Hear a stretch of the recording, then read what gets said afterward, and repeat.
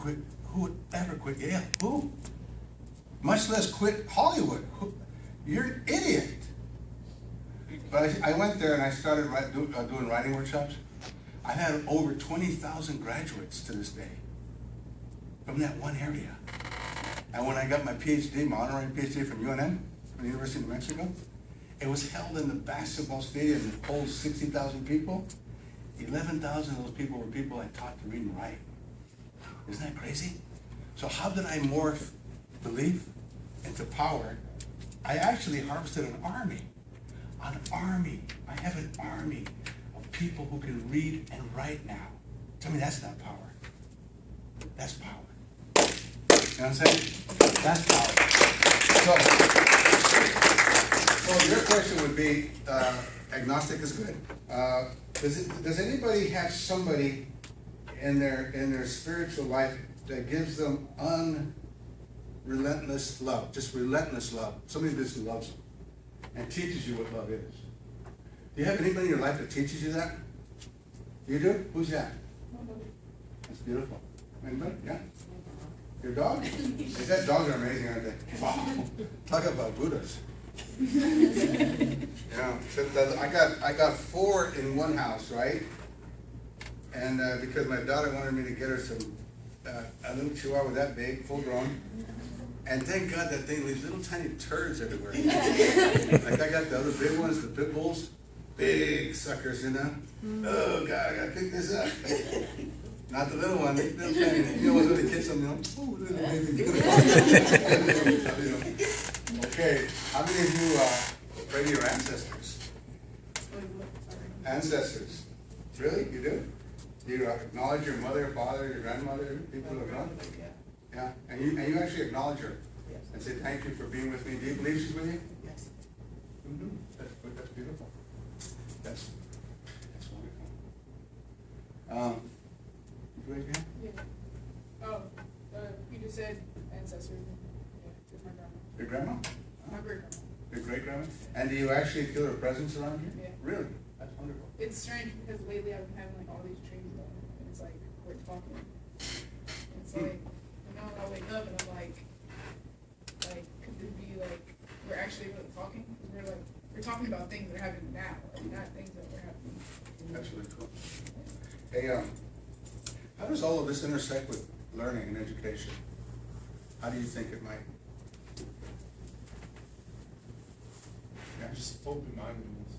Huh? Just like open-minded. Just the way like there's no correct answer. She believed that her conversation with her grandma can be real.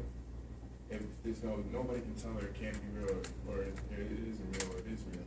So I feel like your education's within yourself. It's your own belief.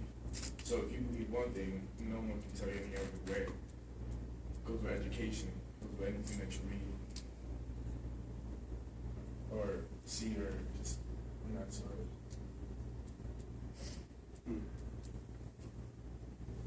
I feel like education just isn't like institutional. It's like, you know, spiritual and well-being, you know, like you learn not only from like personally, what I've learned is from like my mom. You know, like most things I've learned from my mom. Like, granted, yes, school has gave me like the I guess the societal education, but like everything that I've learned to become a person and be the way I am is from my mother and like how she raised me, my great grandma, and how they raised me, and how their ancestors raised them. Well, listen. I got my GED when I was 30, and I enjoyed the hell out of it because at that day, when you're 30 years old and you go back to night school, all the babes, a lot of babes. So I went back to date. I was like, I got this under wraps. You know what I'm saying? I didn't go back to get a GED. I went back to like, hey, look at her. That was cool too because they were all punks in there, right? And I just come out of prison. I was like, hey, what's up, mommy? I got all the secrets down. It was all good, right? I hated education, but I began to think about the people that loved me and how hard they sacrificed. The word is crucial, it's key, sacrifice. They sacrificed to get your ass in these seats today.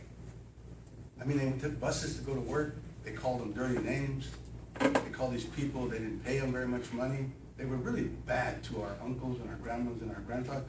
People treated them bad. They insulted them, they shamed them, they beat them to nothing, and they cheated them.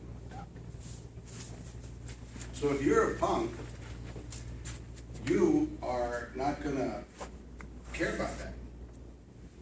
But if you do care about that, if you do care about this old lady getting on a bus in the middle of winter to go work for minimum wage just so she could see you in a seat in college one day, then you have my respect for that, right? So your spiritual belief about the people that loved you in your past can